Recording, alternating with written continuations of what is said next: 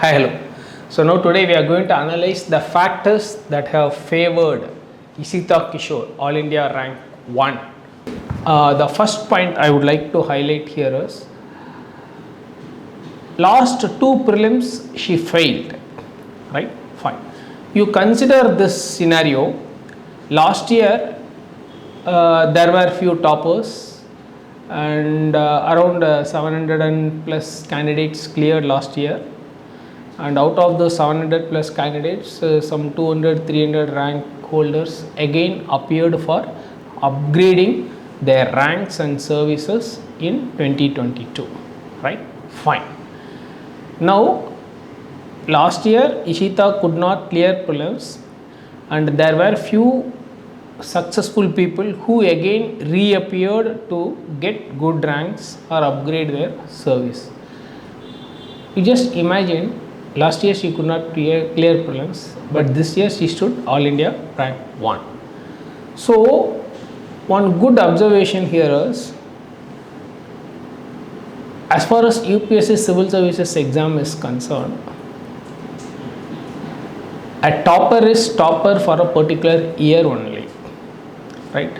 And even in case you fail in this prelims or next prelims, whatever it be, still there is a scope that you will achieve the greatest thing in UPSC civil services exam with flying colors for sure, if you persevere, if you patiently work further, right? Fine. Coming to the mains score analysis, you just see optional paper alone she has got 313 marks, right? Fine. And optional plus essay plus ethics, that is 313, 137, 450 plus 112, 562 marks in optional ethics and essay. She has got 562. And see, one beauty thing is her score in general studies paper 2, that is polity and IR, is 130. I am sure this much high score is possible in GS paper 2 because of her optional paper, which is political science and international relations. So with political science and international relations as optional, she could make it 130 in GS paper 2. So the total score with optional ethics, essay and GS paper 2, which is linked with the optional, comes to 692, and the required cutoff for mains is 748. Out of 748, 692 she could make easily because of her optional paper. Because see, in the latest few years, the essay paper also, almost all the topics were kind of philosophical topics or a kind of quote oriented topics, and most of these topics, philosophical topics, are in one way or the other related to the socio-political philosophy. And in case your optional is political science and international relation, you can easily decode these philosophical topics in essay paper, right? So that is one major advantage, right? So having utilized that advantage with political science and international relations as optional, she could make 137 in essay paper, but it's possible to increase further, but anyway she has got All India rank 1, right? But 137 is very decent score, good score, right? Fine. So that is the one major advantage of taking political science and international relations as an optional subject. As I always emphasize, only optional ethics and essay can elevate your rank, can escalate your rank. Again, mind it, optional ethics and essay can escalate your rank, right? So the score analysis of Ishita Kishore, All India rank 1, once again proves that optional ethics and essay can enhance your rank, can escalate your rank, right? See, coming to this current prelims 2023,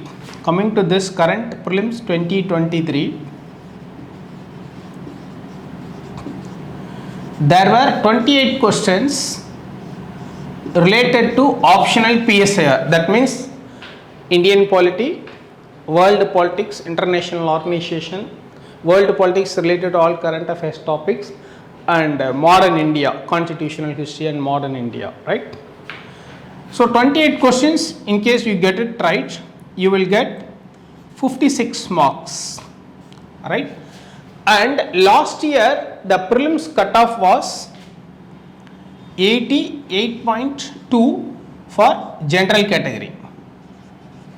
Last year the prelims cutoff for general category was 88.2.